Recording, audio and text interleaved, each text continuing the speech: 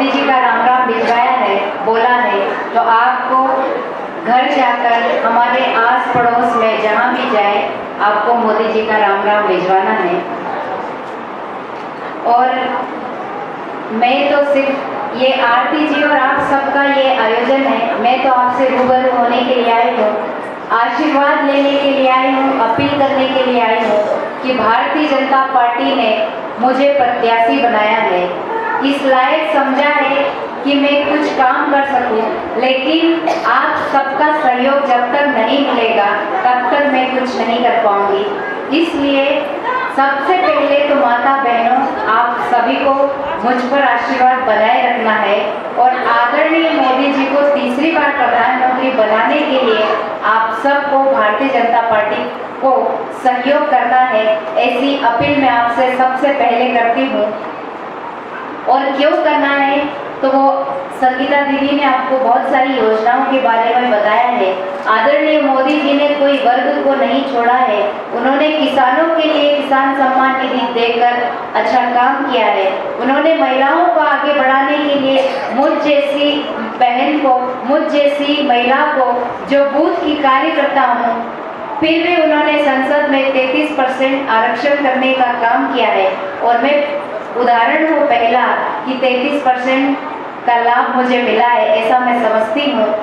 और उन्होंने युवाओं के लिए काम किया है, उन्होंने गरीब तबके के लिए काम किया है, उनके लिए सिर्फ 4 वर्ग है, उन्होंने चारों वर्गों के लिए काम किया है। और आदरणीय मोदी जी का जो संकल्प पत्र आया है, उन्होंने कहा है कि हमारी माता बहनों को लखपति दीदी बनाएंगे।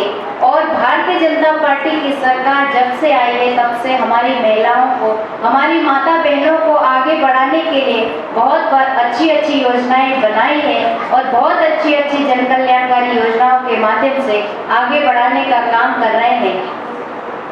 मोदी जी ने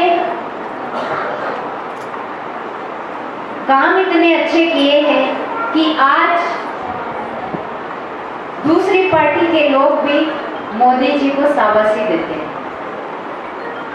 और मैं तो ये कहती हूँ कि आदरणीय मोदी जी ने किसी वर्ग को नहीं छोड़ा, उन्होंने दूसरी पार्टी के लोगों को भी नहीं छोड़ा। कोरोना काल की बीमारी आई तब उन्होंने सभी के लिए टीका बनाकर हमारी जान बचाई, सभी वर्गों के लिए बनाया।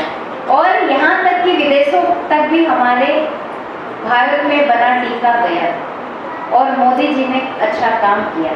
मोदी जी ने मकान देने का काम किया तो उन्होंने सभी वर्गों के लिए, सभी वर्गों को दिया और दूसरी पार्टी के लोगों को भी अछूता नहीं किया, उन्होंने उनके लिए भी दिया।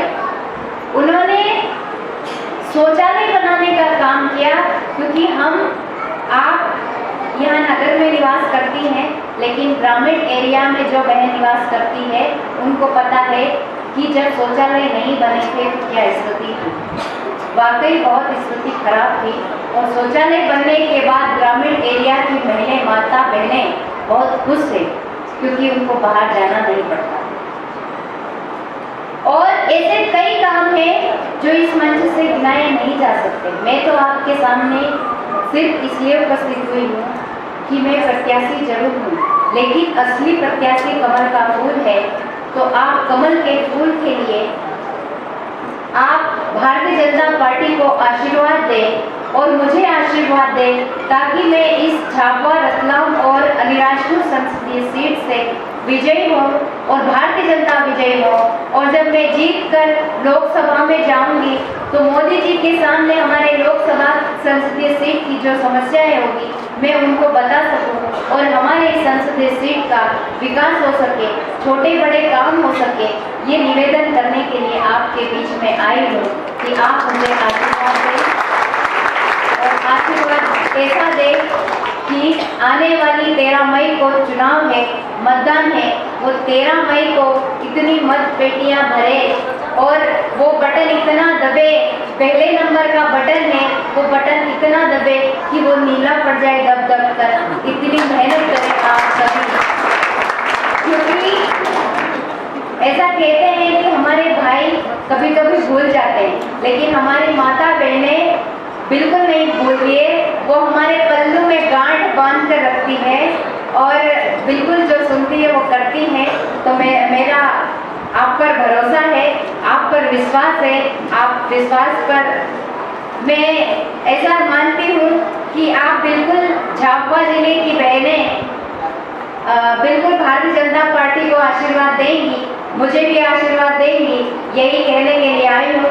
फिर से मेरी बात को सुना उसके लिए बहुत बहुत धन्यवाद।